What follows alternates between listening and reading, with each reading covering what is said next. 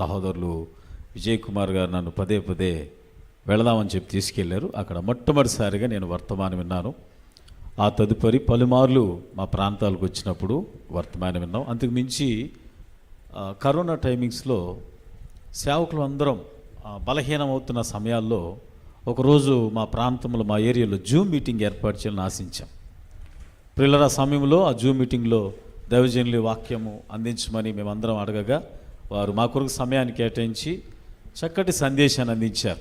మరి మా ప్రాంతాల్లో అనేక మంది సేవకులు గొప్ప సాక్ష్యం ఇచ్చారు.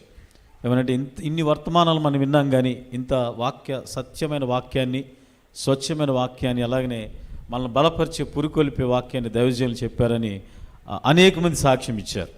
సో నా మటుకు నేను మరి అనేక విషయాలు సంస్థలు నాకు తెలుసు, అనేకమైన సేవకులు నాకు తెలుసు, కానీ నిస్వార్థంగా అలాగనే సేవాభారంతో సరైనటువంటి దృక్పథంతో నడుస్తున్నటువంటి దైవజనులుగా వారు నాకు కనిపించారు. అందును బట్టి నేను నిర్ణయం తీసుకుని దైవజనులతో కలిసి ఆత్మీయంగా సహవాసం చేస్తూ సేవలో మరింతగా ముందుకు కొనసాగాలని ఆశించి నిర్ణయం తీసుకుని మరి వారితో పంచుకున్నప్పుడు వారు ఎంతో మరి ప్రేమతో మంచి మనసుతో మమ్మల్ని ఆహ్వానించారు. అందుని బట్టి దేవుని స్తుతిస్తూ ఇలాంటి దేవుని సేవకులు వారి సంఘం ఈరోజు మేము చూడడం చాలా సంతోషంగా ఉంది.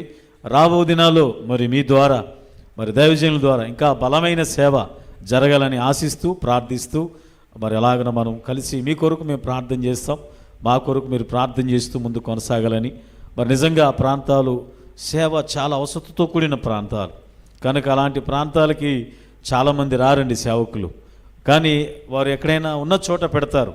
కానీ దైవజనులు మరి అలాంటి ప్రాంతానికి కూడా వచ్చి సువార్త చెప్పడం నిజంగా మాకు ఎంతో ఇన్స్పైర్ అయింది, అంటే ప్రోత్సహించబడ్డాం. అందును బట్టే వారిలో ఉన్నటువంటి దర్శనాన్ని, ఆ భారాన్ని, లేని ప్రాంతాల్లో దేవుని సేవను తీసుకుని పోవాలి, మోసుకుపోవాలనేటువంటి ఆ సమర్పణ వారిలో చూశాం కనుక మరి వారి నిస్వార్థ సేవను మేము చూశాం కాబట్టి నేను ప్రత్యేకంగా వారితో కలిసి ముందు కొనసాగాలని ఆశించాను. మరి దేవుడు వారి పరిచర్ను మరింత రాను దినాల్లో ఇంకా అనేక మందికి ఆశీర్వాదకరంగా నిలుపునుగాక. Thank you.